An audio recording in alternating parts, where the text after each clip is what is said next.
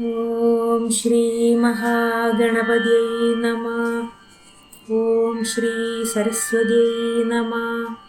ഓം ശ്രീ ഗുരുഭ്യോ നമഃ. ഓം ശ്രീകൃഷ്ണ പരമാത്മനേ നമഃ. ഇന്ന് നമ്മൾ നാരായണീയം ദശകം 3-ലെ 4-ാമത്തെ ശ്ലോകമാണ് ചൊല്ലുന്നത്. നമുക്ക് ശ്ലോകം ചൊല്ലാം.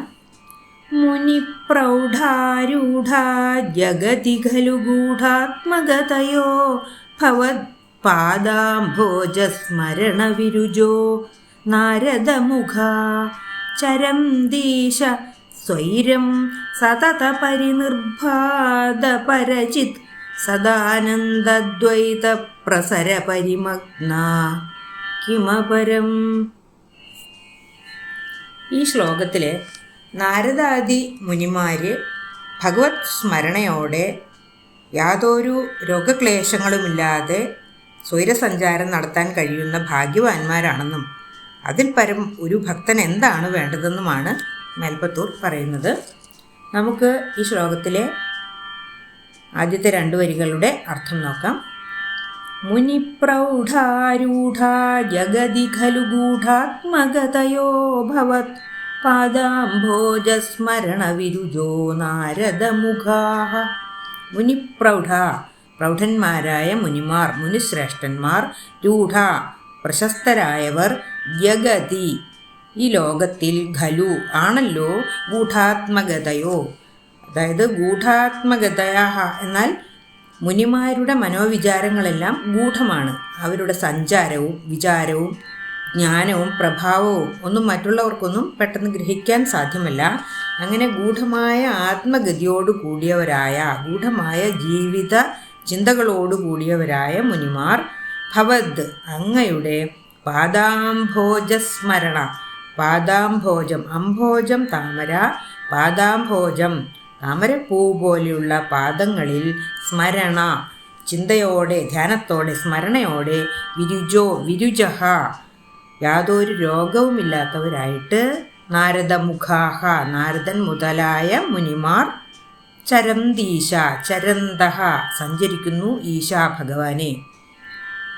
അല്ലയോ ഭഗവാനെ, നാരദൻ മുതലായ മുനിപ്രൗഢന്മാർ ഗൂഢമായ ആത്മഗതിയോടെ, ഗൂഢമായ മനോസഞ്ചാരത്തോടുകൂടി അങ്ങയുടെ താമരപ്പൂ പോലെയുള്ള പാദങ്ങളിൽ സ്മരണയോടുകൂടിയവരായിട്ട് യാതൊരു രോഗക്ലേശങ്ങളുമില്ലാതെ സ്വൈരമായി സഞ്ചരിച്ചു കൊണ്ടിരിക്കുന്നല്ലോ ഭഗവാനെ. ചരന്തീശ സ്വൈരം, സ്വൈരമായി സഞ്ചരിച്ചു കൊണ്ടിരിക്കുന്നുവല്ലോ. ഇനി അടുത്ത വരിയുടെ അർത്ഥം നോക്കാം. സതത പരിനിർഭാത പരചിത് സദാനന്ദദ്വൈത പ്രസര പരിമഗ്ന കിമപരം. ചരന്തീശ സ്വൈരം, സ്വൈരമായി സഞ്ചരിച്ചു കൊണ്ടിരിക്കുന്നു.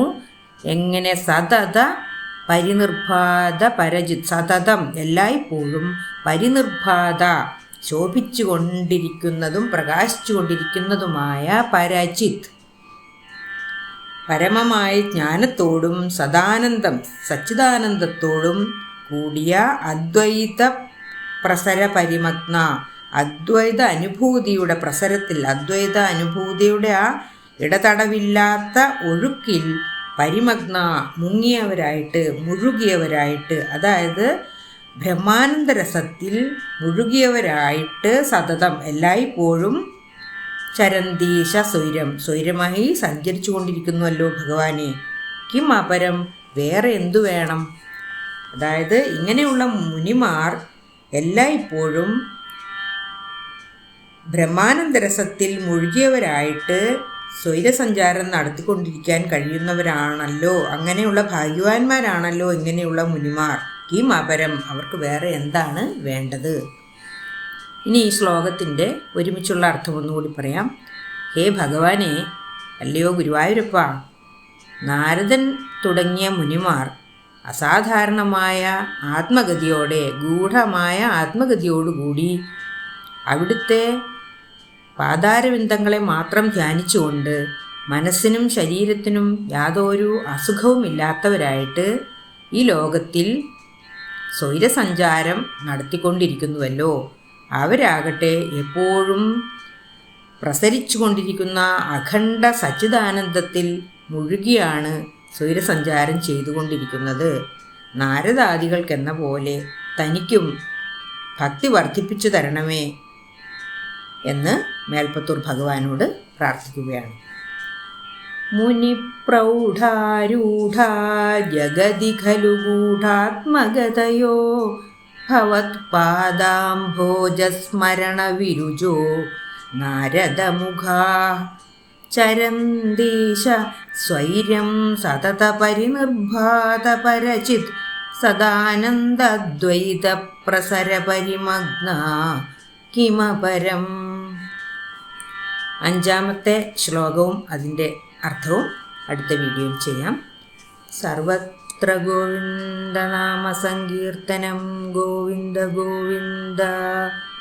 ഓം നമോ ഭഗവതേ വാസുദേവായ. ഓം ശ്രീകൃഷ്ണ പരമാത്മനേ നമഃ.